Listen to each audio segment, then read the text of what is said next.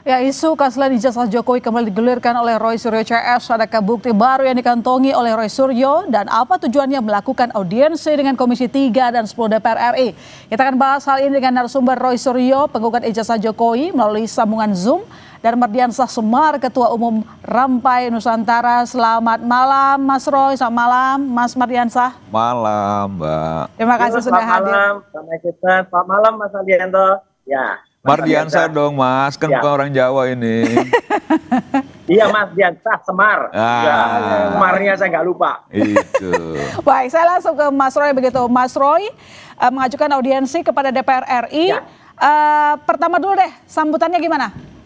Meriah. Ya, jadi update-nya memang kami kemarin itu menyampaikan surat. Biasanya kan orang kalau menyampaikan surat kan hanya dikirim lewat pos. Cuman sebagai wujud dari etika kami, etika orang Timur, itu kami menyampaikan secara langsung.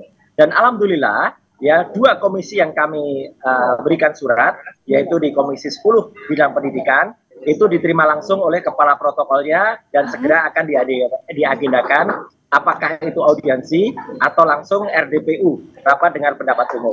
Dan yang kami berterima kasih sekali ketika kami ke Komisi 3, ya itu langsung diterima oleh staf ahli dan tenaga ahli dari Komisi 3. Ya, kemudian kami juga akan dijadwalkan untuk audiensi dan juga untuk rapat dengar pendapat. Jadi prosesnya itu, Mbak. Gitu. Jadi kita menggunakan etika ketimuran untuk langsung datang ke wakil rakyat kita yang ada di DPR. Sudah direspon dengan baik, artinya yang mau saya tanyakan, emang punya bukti baru apa lagi terkait dengan ijazah Jokowi maupun dengan Wapres Gibran?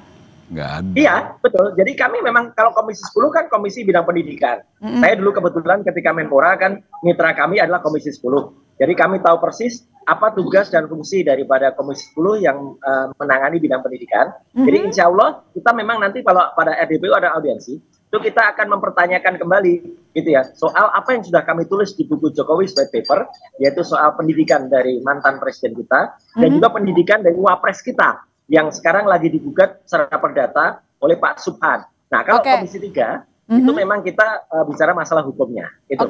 Outputnya memang harapannya apa Mas Roy dari DPR? Kalau harapannya kan kita mengembalikan marwah DPR nih Mbak, Mas Sister. Jadi artinya gini, daripada nanti rakyat tuh protes kepada DPR nggak bersuara, kita ini mengembalikan fungsi dan marwah DPR. Kita punya 575 wakil rakyat.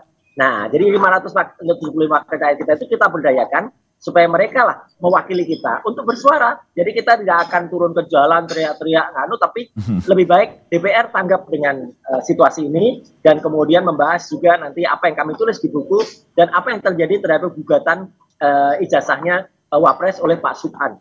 Jadi kita kembalikanlah tertib hukum, tertib administratif di negara ini. Gitu.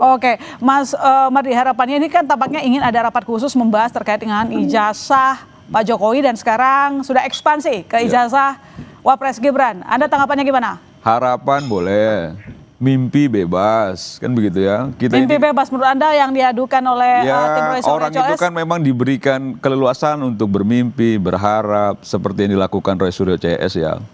Karena memang sesungguhnya kan begini, kalau dari substansi soal ijazah Pak Jokowi, soal sekolahnya Mas Wapres, itu memang sulit untuk dibantah bahwa memang tidak ada bukti yang bisa membuat fakta-fakta secara hukum itu apa yang disampaikan oleh Roy Suryo CS.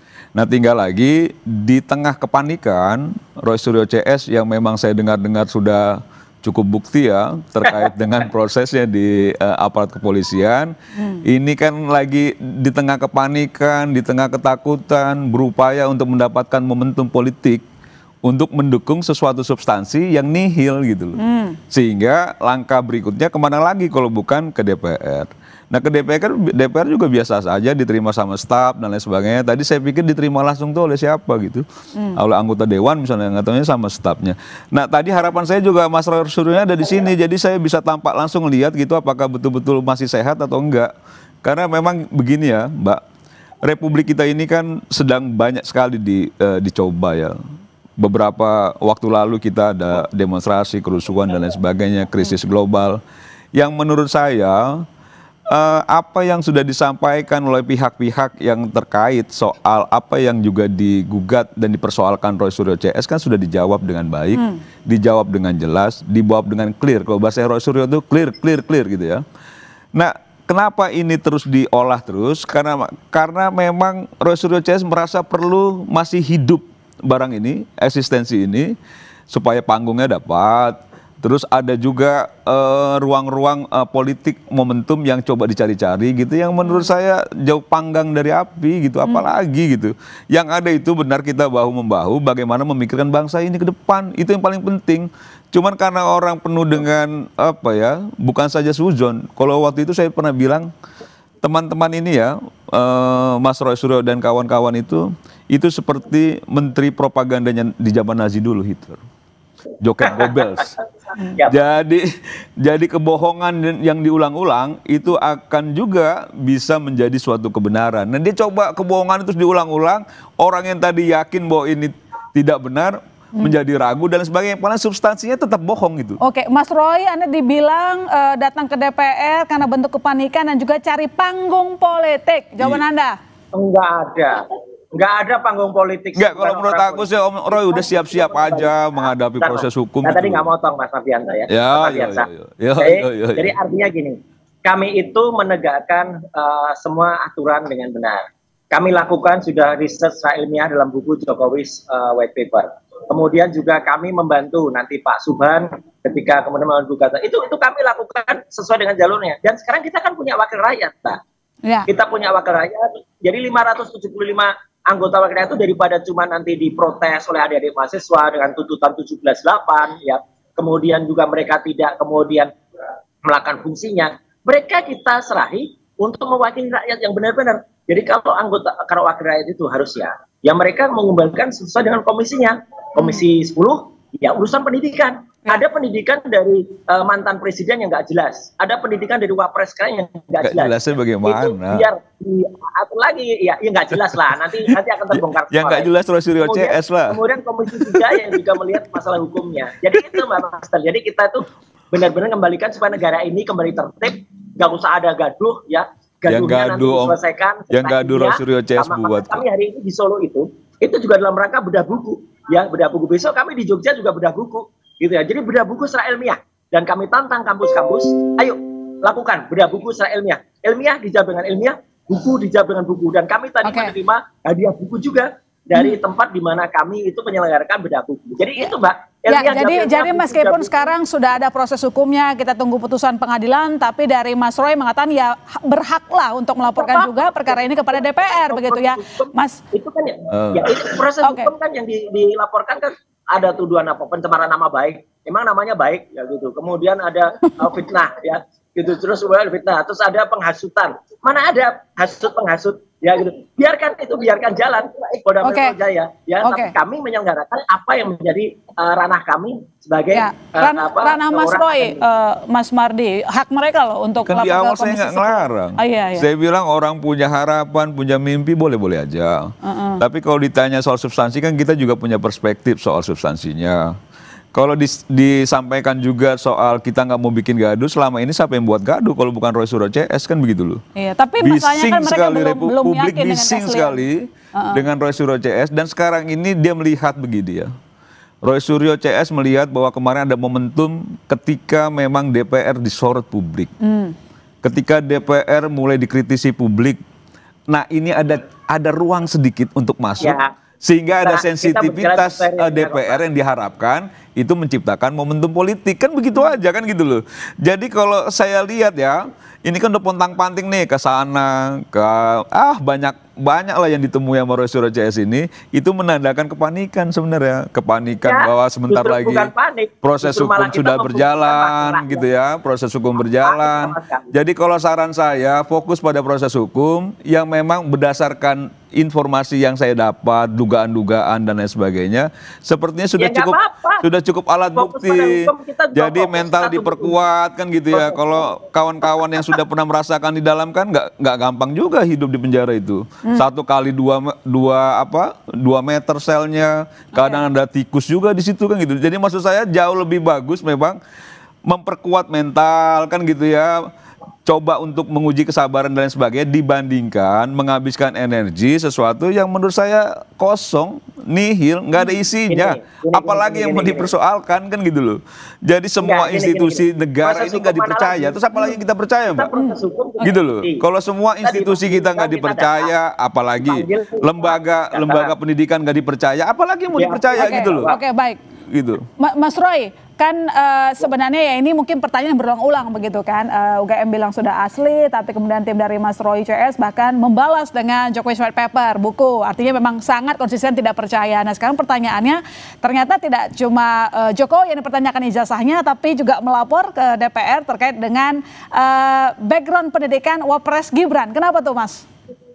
Iya, penting. Karena kan kemarin ada masukan dari teman-teman di seberang. Kenapa yang diprotes adalah, yang dikritik adalah orang yang sudah tidak menjabat lagi. Dikira kami nggak takut kemudian mengkritik orang yang masih menjabat. Ini buktinya. Orang yang masih menjabat itu pun ternyata riwayat pendidikannya juga tidak kalah payahnya. Itu nanti ada bukti-buktinya semua. Dan daripada kita kemudian hanya ribut kemarin, kita sampaikan dulu ke DPR. Katanya kita harus menyampaikan ke wakil rakyat. Ya udah, kita sampaikan dulu ke wakil rakyat. Dan kebetulan ada yang menggugat kan. Pak Subhan itu kan membuat perdata itu. Ya udah, biar nanti gugatannya juga jalan, kita siapkan juga bukti-buktinya, dan nanti kalau soal proses hukum kita konsentrasi, kami itu juga konsentrasi. Kita tunggu betul ya proses dari Polda Metro Jaya, dan kita juga selalu datang, kita juga selalu diminta BAP, juga kita BAP. Jadi nggak ada yang salah kan? Biar dia juga berjalan, yang proses ini juga jalan, proses kemudian ketatanegaraannya juga jalan. Kalau nanti ada, misalnya kami bedah buku di bahkan 4.000 kampus ya misalnya gitu kan, kampus di Indonesia kan ada 4.000, ya biarkan juga, biar itu jalan. Jadi biar masyarakat juga mengerti, apalagi kita menyampaikan apa yang ditarik oleh masyarakat sebagai pemenuhan hak literasi. Kita kan baru saja juga memperingati Hari Literasi Internasional tuh, tanggal 8 September yang lalu. Nah ini dalam rangka itu, jadi supaya orang Indonesia itu terliterate, orang Indonesia tercerahkan membaca buku, jangan hanya baca Shinchan. Nah, jadi tuduhan terkait dengan ijazah Wapres Gibran ini apa nih, Mas, intinya? Kosong intinya, nggak ada apa-apa. Ya, artinya gini, kita lakukan ilmiah kok. Gitu, kalau ternyata memang tuduhan itu. Suaranya terdengar ke sini, Mas Ros kurang jelas, kayak suara Shinchan malah. Belum sampai kesimpulan, baru mempertanyakan ijazahnya Wapres itu benar apa enggak. Oke, baik, Mas Mardi, ini kan yang digugat tidak hanya ijazah dari Jokowi, tapi juga Wapres yang menjabat. Kalau tadi Mas Mardi mengatakan bahwa Mas Roy panik, toh buktinya disampaikan juga. Loh, berani kok saya juga menggugat yang masih menjabat. Nanti dijawab Mas Mardi, sampai Indonesia Malam. Masih akan segera kembali, saudara.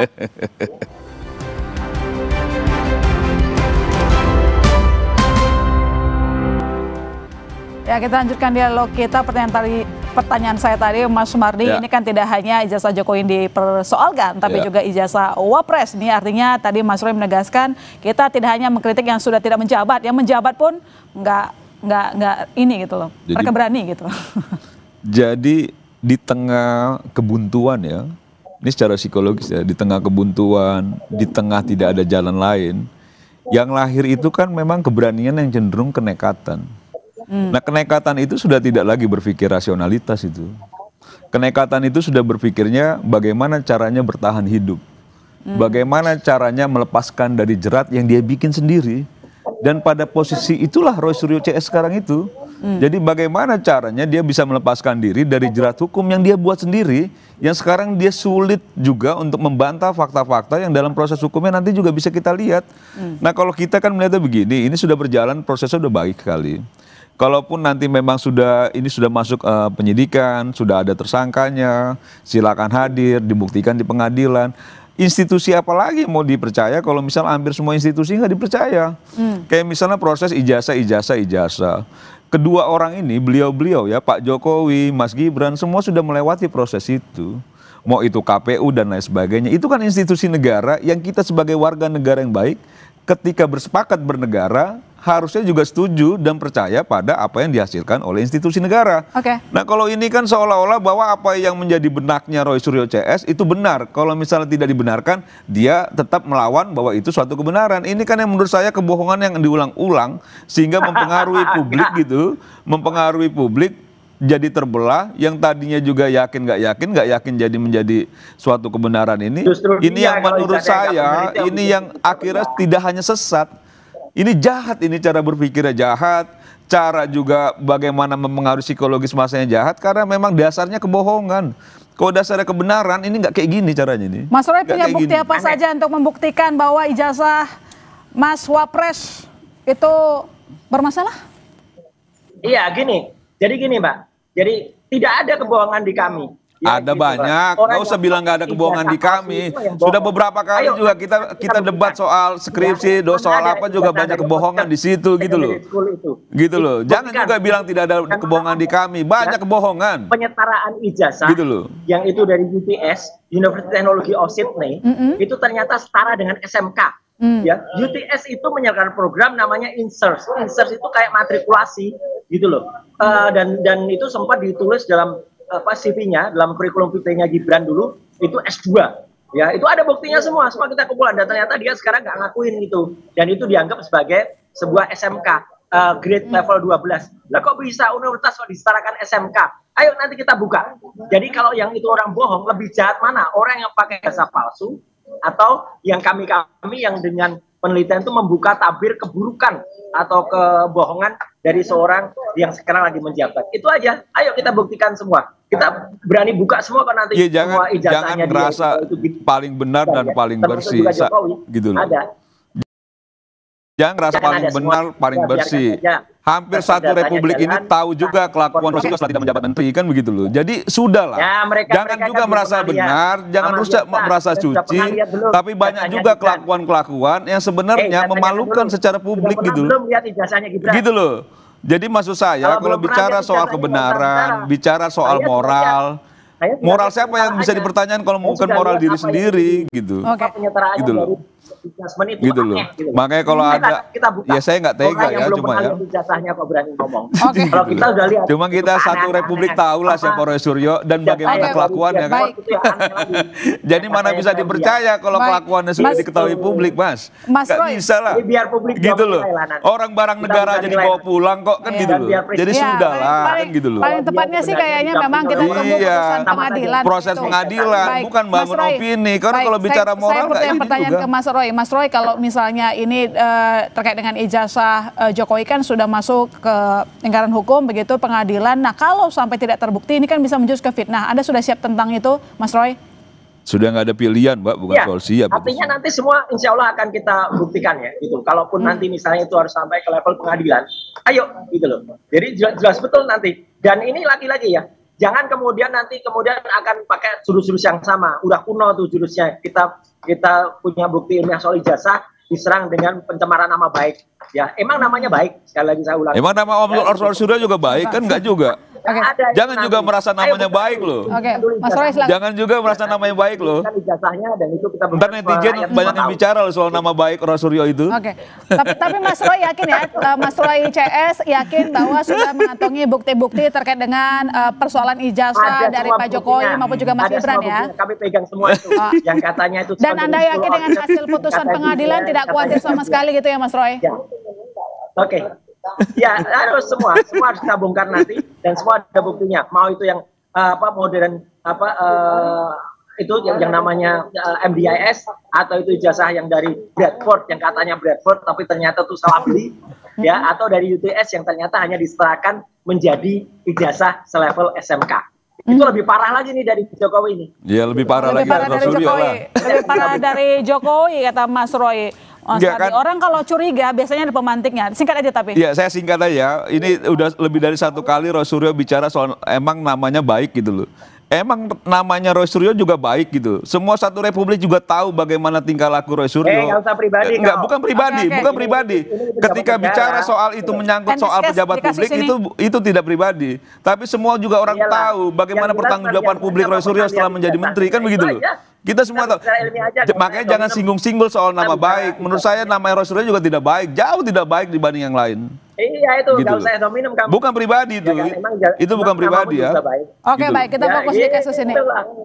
Iya, tapi maksud saya jangan seakan-akan diri kita ini merasa benar, merasa suci, padahal secara hukum itu belum juga bisa dibuktikan dalam prosesnya gitu. Oke, baik. Tapi dari tim Mas Roy yakin ya bisa berhadapan dengan hukum nanti? Yakin boleh aja sih. Oh, jangan Yakin boleh aja. Yakin boleh aja. Cuman saran saya udah siap-siap saja. Ya kan gitu, biarkan itu. Siap-siap. Iya, dibiarkan. Dan sambil saya kasih saran siap-siap aja. Kan gitu loh, diperkuat mentalnya kan gitu ya. Tiba-tiba hukum mana? Oke, baik, kita tunggu nanti putusan pengadilan juga proses update-nya nanti terkait dengan laporan yang diberikan oleh Mas Roy CS ke DPR ya, Mas. Terima kasih. Selamat malam Mas Roy, selamat malam Mas Mardi. Selamat Sampai malam. Indonesia malam. Mas akan selalu Halo.